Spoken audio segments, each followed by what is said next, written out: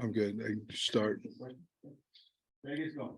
Yeah, Coach. After going back and watching the tape, did it tell you anything that you didn't know during the game? No, not really.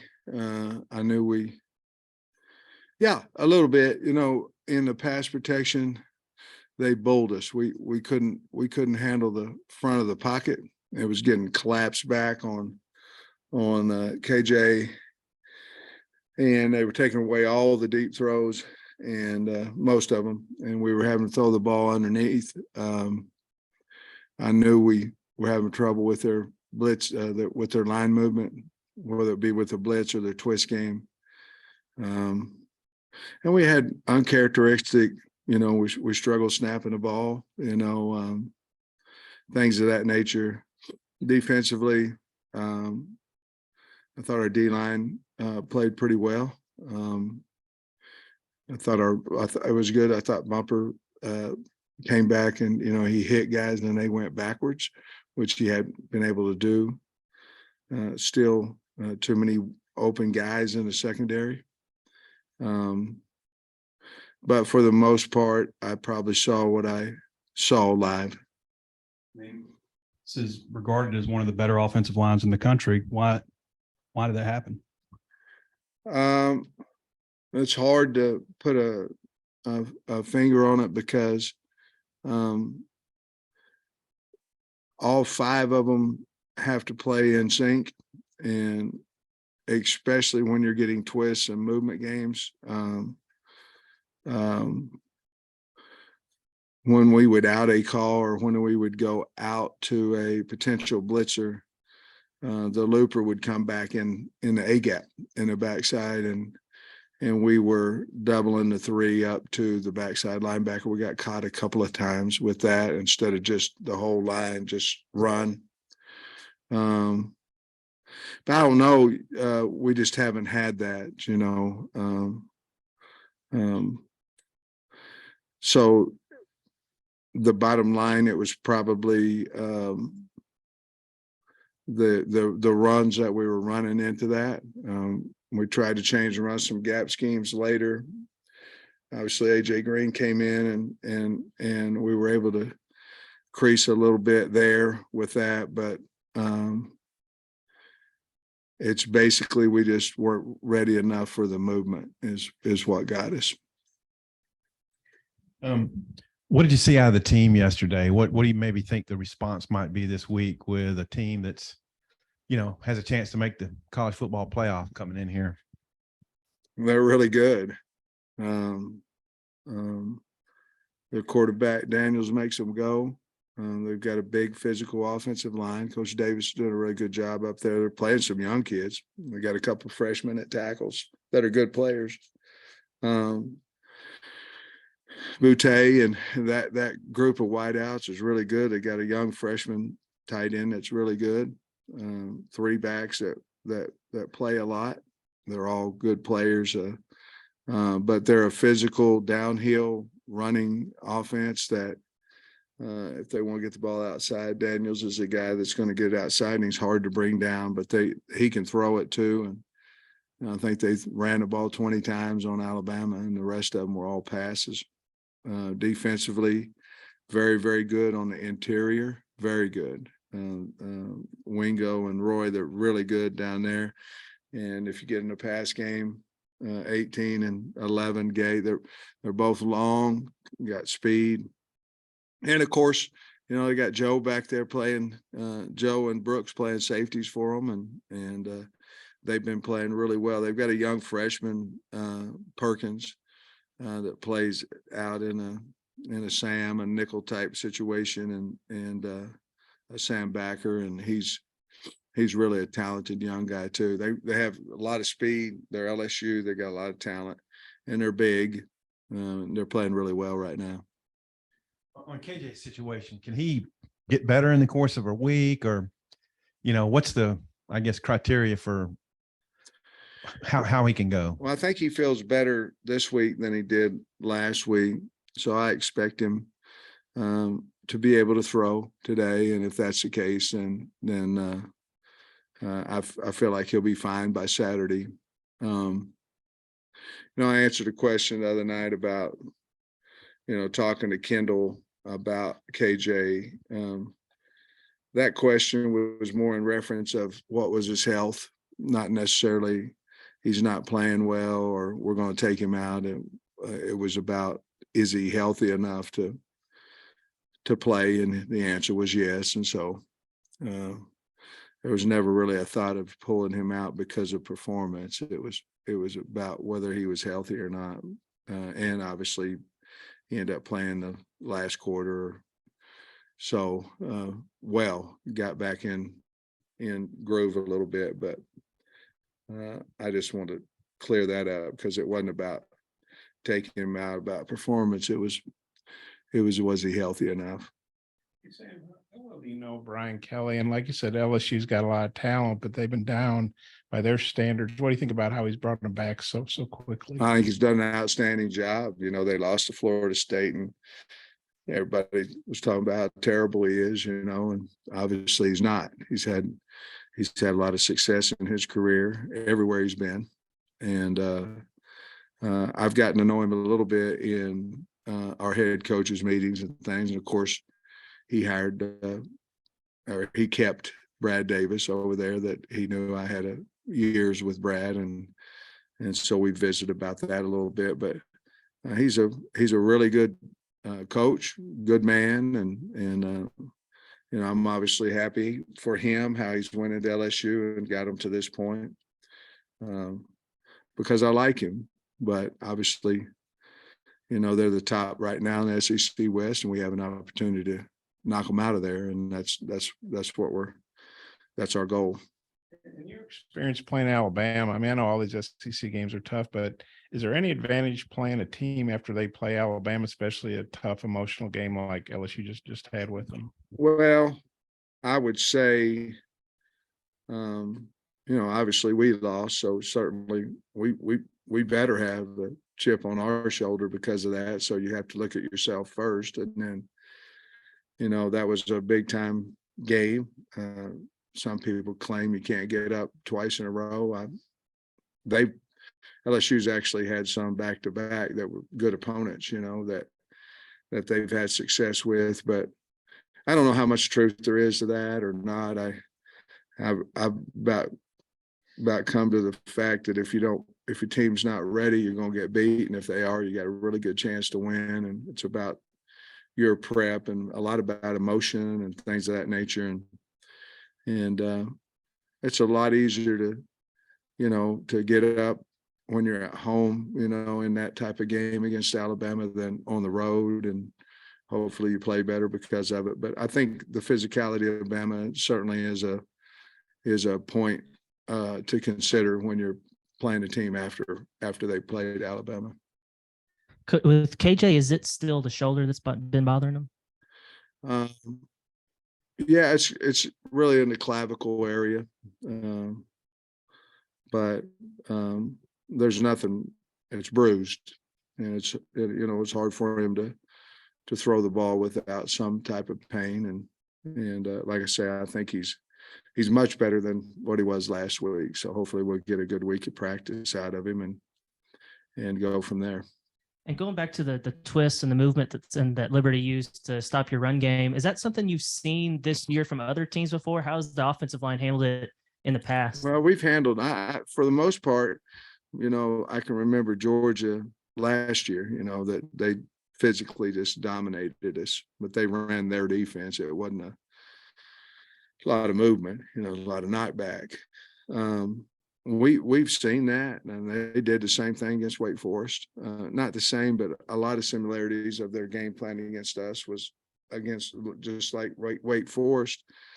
And to be honest with you, I don't think we simulated that. I don't think we could simulate the flatness of their movement and the speed, and ultimately the speed got us.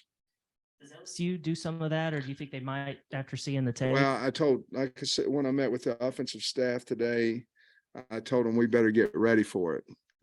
They have shown it in a game or two, but that's not their forte. But if they see that, it's like anything. If you get a field goal blocked, if you don't fix it, you're going to get another one blocked. And it's the same thing here. They're going to test this. They're going to do what they do because they're having success, but there'll be some type of line movement, twist games in there on rundowns just because Liberty had so much success doing it.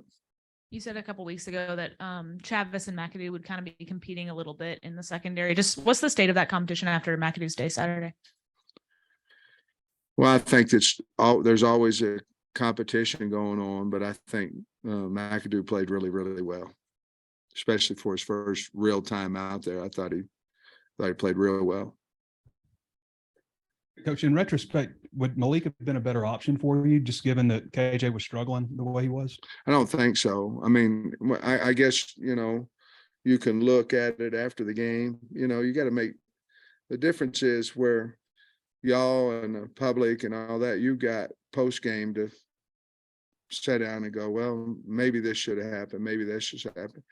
You're making real time decisions,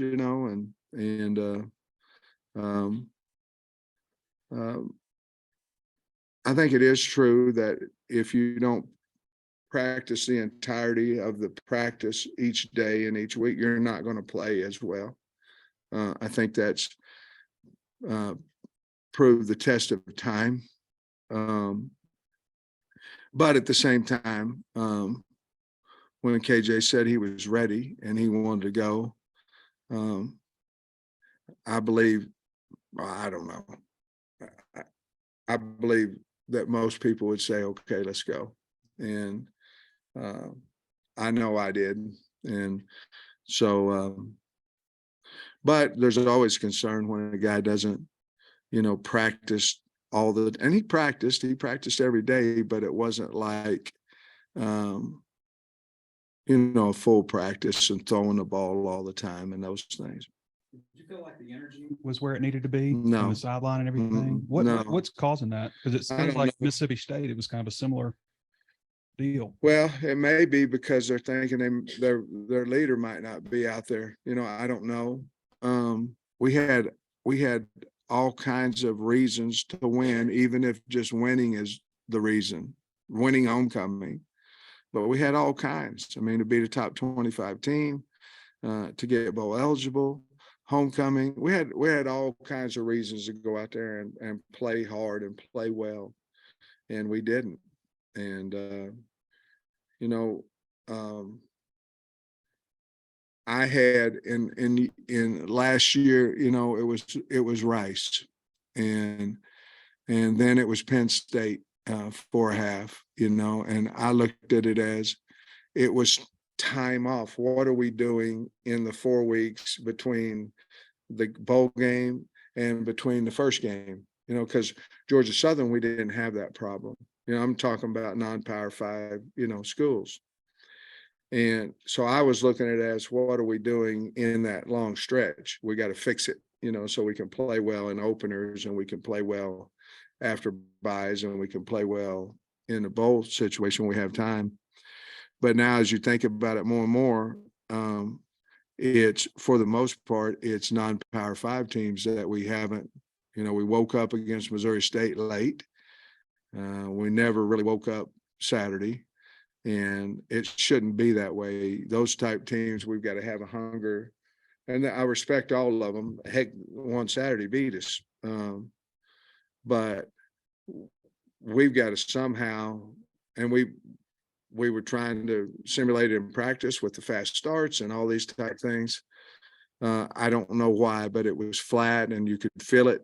And we couldn't get it turned around fast enough, to be honest with you. Coach, so 2 weeks there in a row, you won the toss, took the ball first. Then last week, I think Liberty won the toss, so you didn't really have an option. Yeah. What would you, if you win the toss Saturday, what's going to be your option there? Well, no matter what happened, we won the 2 previous games. And now one of them was a fumble on the 50, the other one started out sack, Auburn. The card tells you to logic tells you to defer, put your defense out there. We were trying to change it up against BYU. It worked. We won. We had the fumble, and then we kept it last week. It worked. Auburn, we won. And then this one here, they won the toss. But if we're not going to go down and move the ball and score on our first drive, there's not any reason to take it. You got your night game for Ole Miss. They still don't know if it's 6 or 6:30, but how, from a recruiting standpoint, how happy are you about that? Very, I think our crowd will be excited and into it. And I think they will. LSU's coming to town. I think they will 11 a.m. too, but you specifically ask about recruiting. That should be a big, big day for us.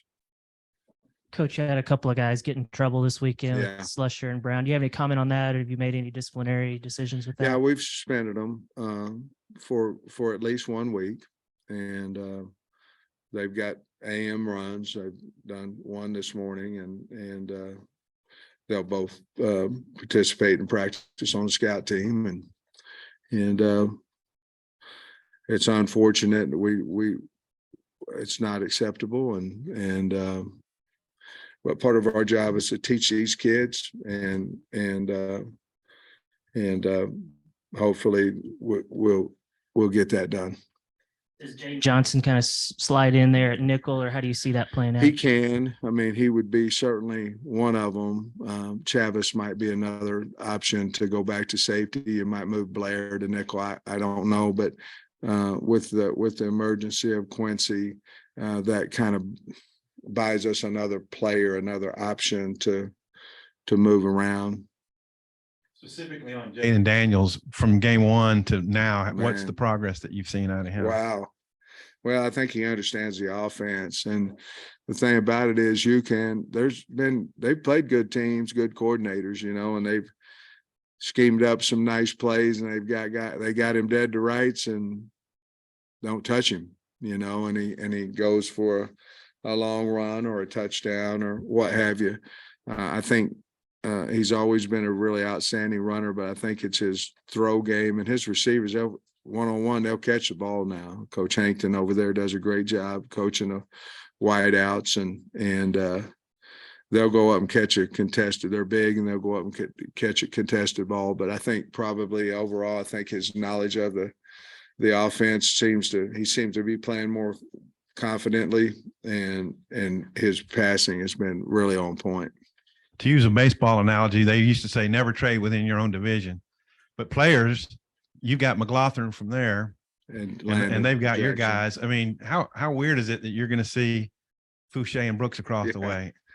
Well, they did everything they possibly could for Arkansas, and I'm glad they're both playing and having success at LSU. It will be obviously different, because last time I saw them on the field was for us versus Penn State. So obviously it will be different, but they're doing well, they're playing well, and it seems to have worked out for them. Coach, that play in the end zone where the ball bounced off Trey Knox's hands, second time that's happened. How have you seen him respond from that after it happened during the game on Saturday? Well, we had two receivers too close. I mean, when the ball went in the air, the only guys that could catch it was us, and we ended up tipping it to them. He responded, I thought, well. He had a couple of really nice catches, a couple of touchdowns off of it after that, but that was one that could have pulled us when they had 7, and it just didn't happen. But I'm not for sure that part of it wasn't, we had two receivers too close, and it was a mistake on a route, and he just didn't catch it. I don't know what you thought about Kelly rolling the dice on that 2-pointer.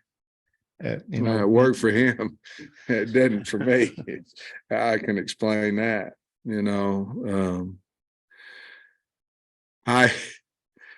Guys, I think a lot of guys would do different stuff if they didn't worry about coming in here. after it didn't work. You know what I mean? I mean, whenever he called it, it was like, that's the thing to do. Get the game over with. If you're saying we can beat Alabama from the 3-yard line, we can beat them, and they can't do anything about it. That's what he did, and it worked. But it takes guts to do that now. I mean, it does. And I did it against Ole Miss last year, and we didn't make it. But I know you can say it was on the road versus at home. I get all that, but that takes guts, and he did it, and it worked. And more power to him. You mentioned that their line. I think I read somewhere I'm not sure they've had the same lineup, but they've had to change the lineup a lot, I guess, because of injuries, and obviously, you know, Brad and all. Just wondering what you think of and playing those young tackles. Just wondering what you think about the job he's doing there. I think he's doing an outstanding job. They had Bradford playing at left tackle for a while, and they moved him back into guard, and they put the 2 young guys out. Well, Emory Jones has been playing tackle, but Will Campbell has really, to me, helped them because he's done a really good job at left tackle for him and allowed to move Bradford, the big kid, back inside at guard. But they're big and physical and well coached. I mean, if you look at them technique wise, they're what an offensive line is supposed to look like off the snap of the ball, whether it be run or pass. He's done a really good job, in my opinion, with the front, and he's had to play multiple looks as far as, where his guys are playing. That's also a sign of a good coach, that you can still have success, but you may not have the same guys at the same position every week. Coach, back to Brown and Slusher. How did you find out about it yesterday, and what was your initial reaction? Hunter Yurchek called me and told me. I had not seen it, and we talked about what we've done in the past with disciplinary actions, and then we called the kids in and talked to them. Have you had a chance to talk to any of the players yet? And if so, when you address them to keep them focused, any idea what you're going to communicate today or whenever? You asked me if I've told the team about it, or I'm sorry. Have you communicated with any of the players, or will you address the team? And if so, what might No, you I share? haven't. We have our team meeting this afternoon, so I haven't talked to any of the players about it besides the 2 players that were involved in the incident. Obviously, you haven't met with them yet, but you mentioned being flat and stuff. There's only so far, I guess, coaches can go with that. Like, from within the team, the players got to take ownership. Has anybody stepped up and been vocal about, like last year? I know Grant Morgan got into people's rear end about it, and Catalon too, maybe. But who are the guys doing that now? Well, that's a good question. Our leadership more like by committee and not necessarily by 1 or 2 guys. When you have a committee of leaders, you may not have the Grant Morgan. We obviously, I think everybody knows Poole's a leader for us, but he's been hurt. You know what I mean? You understand, KJ's a leader for us, but he's been hurt. So sometimes you lose your confidence in speaking out when you're in your mind, you're looking and you're going, they know I'm hurt. They know I'm not playing as well as I did. So our leaders have physically been hurt. And so they got to get over it and know that people look at them as leaders, regardless of their playing status or anything like that. And we need to develop more of that. And I think we had it, but I think just rationalizing it, I think our top 2 leaders, those guys, have been hurt. And I think that we've got to build their confidence back up on saying what they need to say to the team. Talk about the DBs who flipped teams, but Landon Jackson's, he's an LSU guy, or was an LSU guy, and he's played pretty well for you, on the D line, blocked that field goal the other day. Just what he thought about Landon, his addition to the team and how I've really liked his addition to it. He didn't play as many. I think he played like 15 reps last week. But he's been a really good addition to us. Gives us a little bit of a pass rush threat. He came off that knee. I think he's getting better each week, things of that nature. So I'm glad we have him and Nudie. They both helped us. Nice one, Mitch. I noticed Hudson Henry has seen his reps increase the last couple of games. I'm Mhm. curious what you've seen from him that's led to the increase in playing time. Well, he's earned that. Backs got beat up a little bit last Wednesday, I believe, at practice. But he's earned the right to go in there. He's been playing well, and I'm glad he's got a great attitude. He's gone from maybe my first year to a starter, and in and out and all those things. Kept a great attitude. His physicality is a lot better than what it was, and he's doing a good job for us. Thanks, Coach. Mm-hmm.